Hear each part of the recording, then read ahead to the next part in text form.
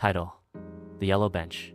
Ravi was always alone, not because he wanted to be, but because silence was easier than being misunderstood.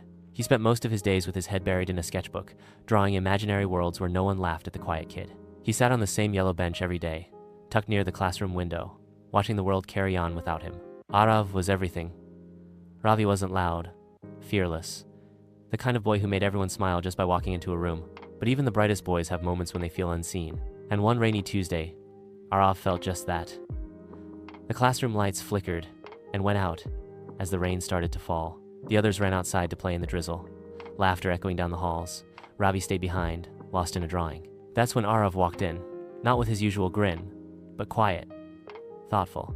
He sat down beside Ravi without asking. For a moment, neither of them spoke. "What are you drawing?" Arav finally asked. Ravi looked up, surprised. "Just a hero, one who saves lonely people." Arav blinked, then smiled softly. "Sounds like someone I'd like to meet." That was how it began, not with loud laughter or grand gestures, but with a shared silence that spoke louder than words. In the days that followed, Arav returned to the yellow bench every lunch. He brought ideas, Ravi brought art.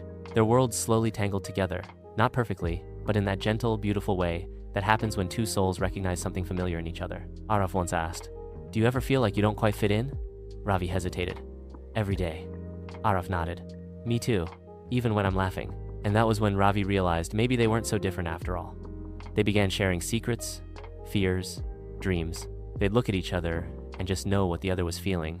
There was no name for what was growing between them, but it was warm and real, and it filled something in both of them that had been empty for too long. One afternoon, as the final bell rang and kids raced for the exit, Arav turned to Ravi and said quietly, "I don't want this to end us, whatever this is."